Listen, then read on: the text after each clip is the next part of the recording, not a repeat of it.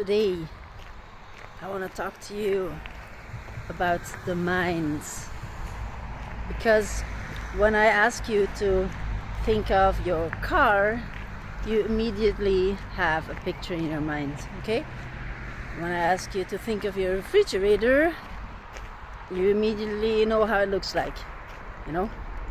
And when I ask you how the door of the refrigerator opens, you go in your mind, go to the kitchen and you open the door, so you know, okay, door opens left or right. Good. When I ask you to picture your mind, what do you think? What do you see? Do you think about your brain? Well, the brain, the cells, the brain cells, are just as much the mind as a fingernail is, right? So no, that's not it. You know, the mind is something that has been confusing people, even the people who are working on the matter, to understand the mind, because the mind can be in order and in chaos. And it has a huge effect on what we do. It has a huge effect on how we approach life and how we achieve the things in our life, okay? And there was one doctor, Dr. Fleet, in 1934, who just noticed, like, hey, you know, if we're treating people, then we are just fighting symptoms. We are just not watching to people as a whole. When we treat people, we need to watch that we approach the person as a whole. That means including everything he or she is, and not only treating symptoms, okay? So he came up with a drawing, and that drawing shows you a very simplified representation of the mind, existing of a thinking mind, a conscious mind, and an emotional mind, a feeling mind, a subconscious mind. All right? And this mind is connected to our body. The subconscious and the conscious mind are connected to the body.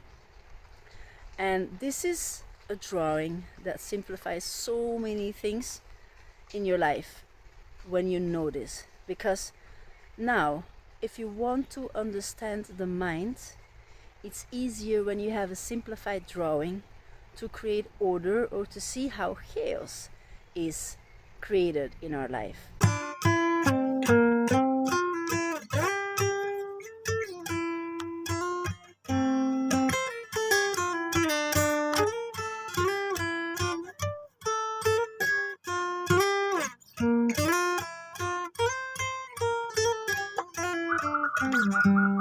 So, our conscious mind, what it is fed by. So, how is our conscious mind operating?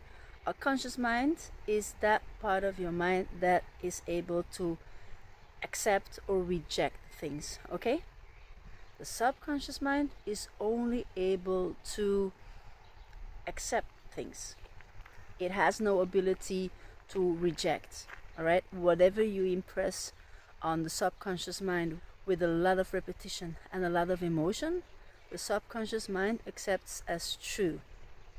All right, so this is how your values, your ideas, your habits are created, everything you do in life. We call our conscious mind the thinking mind. It's that part that is responsible for us able to learn, able to take decisions, able to come up with a plan, sit and create a schedule to make things work, okay? The subconscious mind, however, is that part of your mind that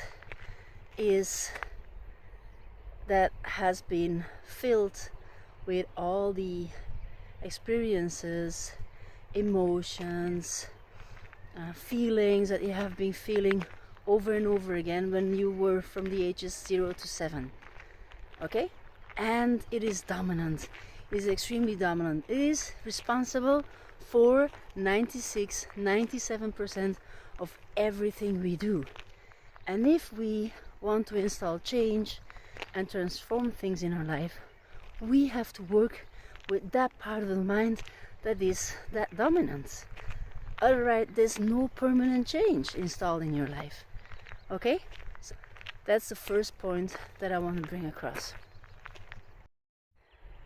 Then the second point is our conscious mind is continuously fed by everything we experience with our senses, like seeing, smelling, hearing, tasting and touching.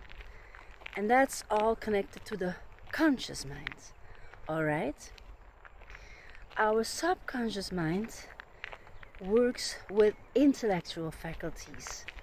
The intellectual faculties are will,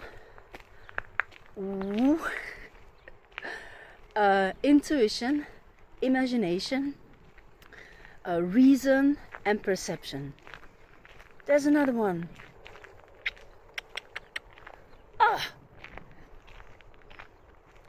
So, if we want to create change, let me go back.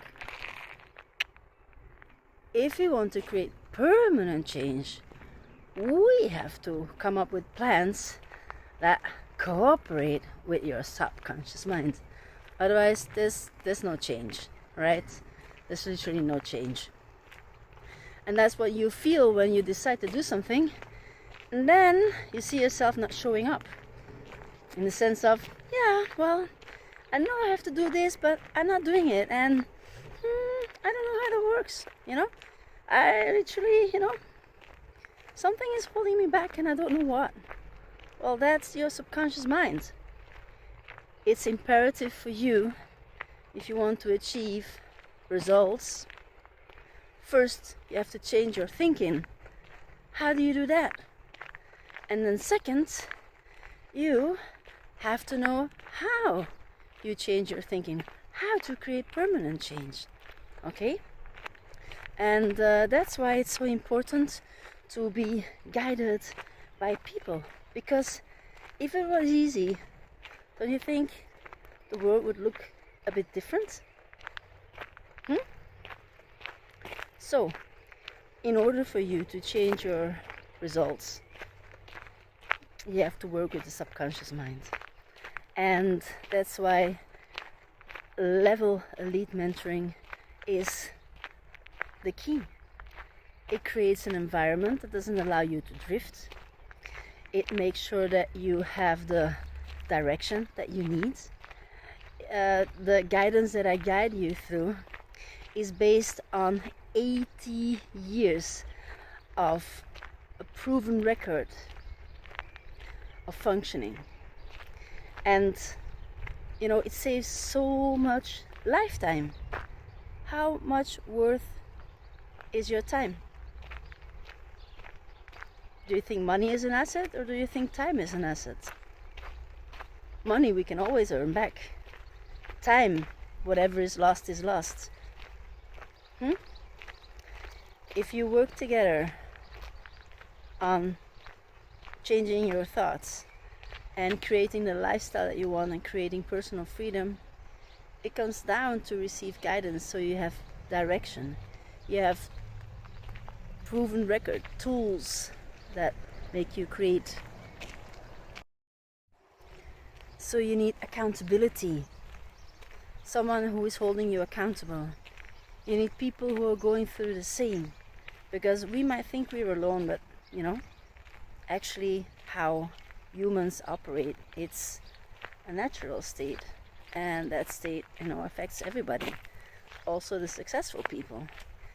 All right, so if you want to install permanent change, make sure you have a community that doesn't allow you to drift. Make sure you have implementation, so you can transform the knowledge that you receive with your conscious mind that you create permanent change. So every book you have and you read it, it enters in the conscious mind. But it's not because of you have read the book that you're implementing what's written in there. You have to know how to implement it and what works with your subconscious mind to achieve permanent change. So that's why we have to work with the subconscious mind and the work we do with that. And my mentor has been Bob Proctor, and he has dedicated his life. He has been working more than 60 years on self-development, and his mentor was Earl Nightingale. And Nightingale, he was the first person in the US to make sure that he was providing knowledge and implementation tips how to make sure that people were able to be self-reliant when it comes to creating permanent change.